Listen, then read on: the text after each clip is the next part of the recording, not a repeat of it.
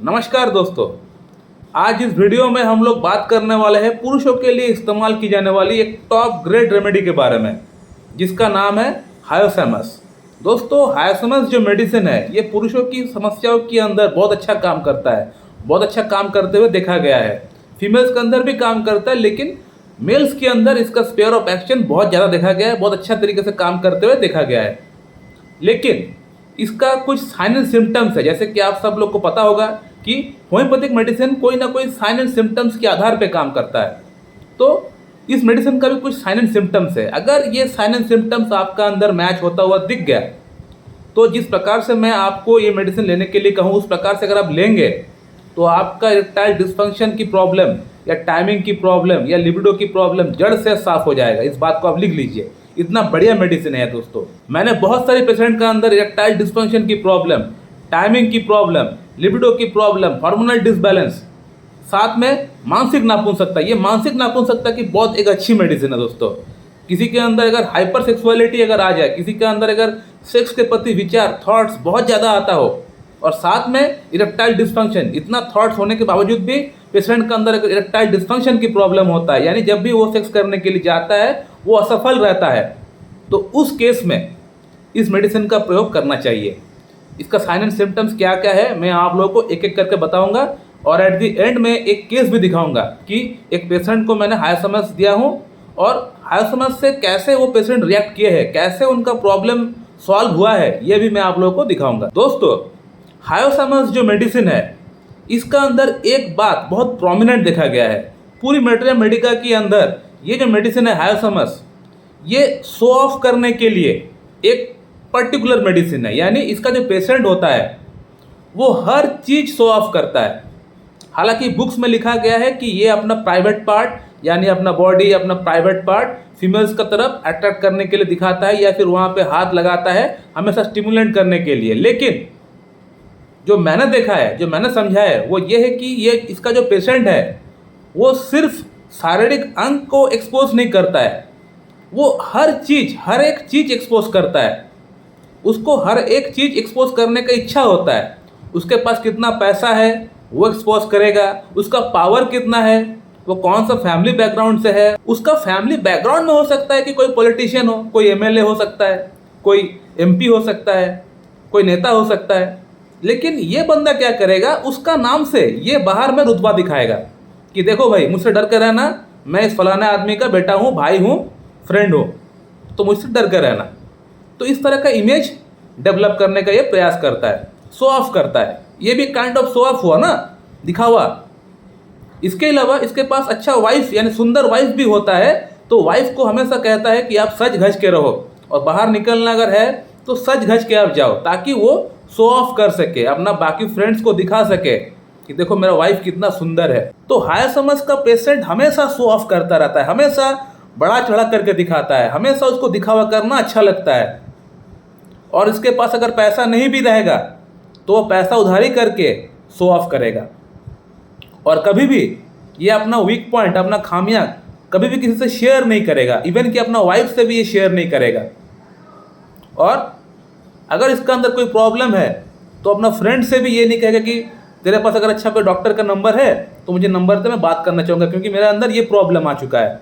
मेरे पास बहुत सारे पेशेंट है जो आके ये बोलते, डॉक्टर साहब मुझे आपका नंबर मेरा एक फ्रेंड से मिला है जो आपका ऑलरेडी पेशेंट है, जिनका प्रॉब्लम आपने ठीक कर दिया है, अब मेरा भी सेम प्रॉब्लम है, आप ठीक कर दीजिए। तो हायोसैमस का पेशेंट कभी भी वो ये शेयर करेगा नहीं, और ख़ास तौर पे इरेक्टाइल डिस्फंक्शन जैसी प्रॉब्लम है वो तो कभी भी किसी से ये नहीं कहेगा, कभी भी किसी को बताएगा नहीं, वो बिल्कुल नहीं बताएगा कि उसके अंदर इरेक्टाइल डिस्फंक्शन की प्रॉब्लम है, नहीं तो उसकी बेइज्जती हो जाएगी ना।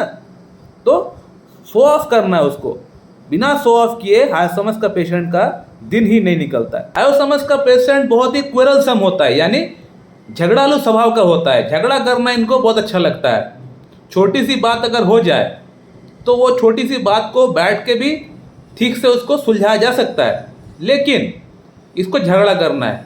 झगड़ा क्यों करना है? शो ऑफ करना है, दिखाना है। झगड़ा नहीं करेगा, बात को आगे लेके नहीं जाएगा, तो कैसे शो ऑफ करेगा कि मैं फलाना आदमी का बेटा हूँ, मैं फलाना नेता का बेटा हूँ। तो ये भी एक काइंड ऑफ शो ऑफ है, अपना रुतबा दिखाना, अपना पावर दिखाना, तो शो ऑफ करना है। तो बहुत ही झगड़ालू स्वभाव का इसका मेंटालिटी होता है। छोटी सी बात को लेके ये पड़ जाते हैं, छोटी सी बात को लेके ये गाली गलौज भी करते हैं हायोसोमस का पेशेंट। इसके अलावा हायोसोमस का पेशेंट बिना बात का हंसता है। जहाँ कुछ ऐसा कुछ हंसी का कुछ टॉपिक नहीं भी हुआ वहाँ भी ये हंसता है, और यहाँ भी शो ऑफ है, क्योंकि उसको ये दिखाना है कि जो बात चल रहा है मैं बात सब समझ गया, इसीलिए वो हंस के वो रिएक्ट करता है कि हाँ मैं सब समझ गया हूँ। लेकिन अल्टीमेटली उसको कुछ भी समझ में नहीं आया, क्योंकि हायोसोमस का पेशेंट बहुत ही डल टाइप का पेशेंट होता है, उसका बुद्धि बिल्कुल खराब हो चुका होता है। तो बिना बात का हायोसोमस का पेशेंट हंसता है। दोस्तों, हायोसोमस का जो नेक्स्ट सिम्टम है वो है ग्रेट लैसिवियसनेस, यानी इसका जो पेशेंट होता है इसका अंदर कामुकता भरा पड़ा हुआ है, कामुकता की कोई कमी नहीं। चलते फिरते हमेशा जब भी काम कर रहा है, नहीं कर रहा है, सोया हुआ है, पूजा कर रहा है, कहीं भी जाता है तो इसका मन हमेशा सेक्स में ही डूबा हुआ रहता है, कामुकता से भरा पड़ा हुआ रहता है। और इस तरह का कामुकता होता है कि एक तरह की काइंड ऑफ हम लोग बोल सकते हैं कि अश्लीलता भरा पड़ा हुआ है। देखिए, पॉर्न के बारे में सब कोई सोचता है, देखता है, हस्तमैथुन करता है, दैट इज डिफरेंट थिंग। लेकिन हायोसोमस का जो पेशेंट होता है उसका दिमाग कुछ अलग ही लेवल पे चलता है। सपोज मान लेते हैं कि हायोसोमस का पेशेंट का जो उम्र है वो 40 ईयर्स है, तो वो अपने से 20 साल छोटी जो गर्ल्स होती है उनका तरफ वो देखेगा, उनके बारे में सोच के वो हस्तमैथुन करेगा। या हायोसोमस का पेशेंट का मान लेते उम्र है 20 ईयर्स, तो वो अपने से 40 ईयर्स 50 ईयर्स की जो महिला होती है उनके बारे में सोच के वो हस्तमैथुन करेगा। नॉर्मली ऐसा कोई करता नहीं है, लेकिन हायोसोमस का जो पेशेंट है वो ऐसा करेगा। और सिर्फ थॉट्स चलता है ऐसा नहीं, जैसे स्टेपिसेक्रिया का अंदर सिर्फ थॉट्स चलता है, वो कभी भी गलत हरकत नहीं करता है। लेकिन हायोसोमस का जो पेशेंट होता है ये गलत हरकत भी करता है। ये मेट्स के साथ जुड़ जाते हैं, घर का अगल बगल कोई आंटी हो, कुछ कोई अगर और हो, कोई औरत हो, तो उसके साथ वो जुड़ने का प्रयास करता है, उनको गलत सिग्नल दिखाता है। तो इस तरह का बिहेवियर होता है हायोसोमस का। और एक बात मैंने ये देखा है हायोसोमस का पेशेंट का अंदर कि फिल्म में जिस तरह का एंगल, जिस तरह का पोज, जिस तरह का एम्बियंस दिखाया गया है, उस तरह का पोज, उस तरह का एंगल, उस तरह का एम्बियंस उसको चाहिए होता है अपना सेक्स के दौरान। तो ये और एक सिम्टम है, यानी हायोसोमस का जो पेशेंट है वो कामुकता से भरा पड़ा हुआ है। दोस्तों, हायोसोमस का अगर मेंटल सिम्टम की अगर बात करें तो हायोसोमस का जो पेशेंट होता है एक बहुत ही डल इडियोटिक टाइप इसका पेशेंट होता है, यानी इसका अंदर सोचने समझने की क्षमता बिल्कुल ख़त्म हो चुका होता है। फिर भी वो इस तरह का प्रिटेंड करता है कि वो सब कुछ समझ गया, सब कुछ जान गया, लेकिन सब बातें उसका सर के ऊपर से चला जाता है, उसको कुछ भी समझ में नहीं आता है। लेकिन वो दिखाता है कि वो सब कुछ समझ गया, इसलिए वो हंस के वो प्रिटेंड करता है कि हाँ मैं सब कुछ समझ गया। तो इसका पेशेंट डल हेडेड होता है। इसके अलावा हाईली टॉकेटिव होता है, यानी बात करना इसको अच्छा लगता है, जस्ट लाइक लैकेसिस, और सस्पिशियस होता है। जैसे कि मैं आप लोगों को थोड़ी देर पहले बताया कि ये चाहता है कि इसका वाइफ जब भी घर से बाहर निकले तो सज धज के निकले, ताकि जो बाहर के लोग हैं वो उसका वाइफ को देख के अट्रैक्ट हो जाए, इम्प्रेस हो जाए, और हो सके तो इसको कॉम्प्लीमेंट भी दे कि आपका वाइफ दिखने में बहुत सुंदर है, तो इसको सुनने से अच्छा लगता है। लेकिन इसको कभी भी ये पसंद नहीं कि इसका वाइफ दूसरे पुरुष की तरफ देखे। जब दूसरा पुरुष की तरफ ये देखना स्टार्ट कर दे तब ये जेलस फील करना स्टार्ट कर देता है, तब इसका अंदर सस्पिशियस बढ़ जाता है। वो चाहता है उसका वाइफ सुंदर हो, दिखने में सुंदर हो, घर से बाहर वो सज धज के निकले, बाहर के लोग उसे देखें लेकिन वो किसी को ना देखे। इसका मेंटालिटी कुछ इस प्रकार का होता है। सो माय डियर फ्रेंड, ये होता है कुछ हायोसोमस का पिकुलियर सिम्टम। अब एक पेशेंट का मैं केस दिखाऊंगा, जिस पेशेंट का मैं प्रॉब्लम, इरेक्टाइल डिस्फंक्शन का प्रॉब्लम मैंने हायोसोमस से ठीक कर दिया है। तो आज से 2 महीना पहले ये पेशेंट मेरे पास कांटेक्ट किए थे अपनी इरेक्टाइल डिस्फंक्शन की प्रॉब्लम के लिए। तो इस पेशेंट का जो थॉरोली मैंने केस टेकिंग किया, केस टेकिंग में स्टार्टिंग में ही मुझे पता चल गया कि ये जो पेशेंट है ये हायोसोमस का पेशेंट है। कैसे, वो अब मैं आप लोगों से शेयर करने वाला हूँ। तो पेशेंट का अपॉइंटमेंट था 9 PM को, लेकिन पेशेंट को मैं कॉल किया था 9:20 PM को। 20 मिनट में लेट था। इसलिए लेट था क्योंकि मेरे पास यहाँ पे कोई टाइम बाउंडेस नहीं होता है। जब मैं कोई पेशेंट से बात करता हूँ तो मैं घड़ी देख के, टाइम देख के पेशेंट से बात नहीं करता हूँ।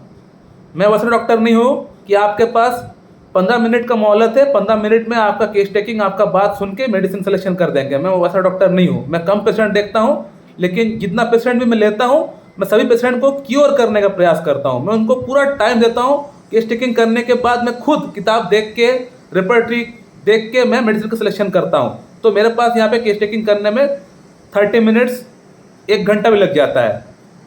तो थोड़ा लेट हो गया था उस दिन में। तो पेशेंट का पहला ही ये सवाल था कि डॉक्टर साहब आप इतना लेट क्यों हो गए। तो पेशेंट का तरफ से जो पहला सवाल आया मेरे लिए वो ये था कि डॉक्टर साहब आप 20 मिनट लेट कैसे हो गए, आप तो एक डॉक्टर हो, आपको तो टाइम का कदर करना चाहिए। आपसे मैं ट्रीटमेंट करा रहा हूँ, कोई प्रॉब्लम हो जाए तो आप फ़ोन पिक करोगे ना, क्योंकि आप तो 20 मिनट लेट हो गए हो।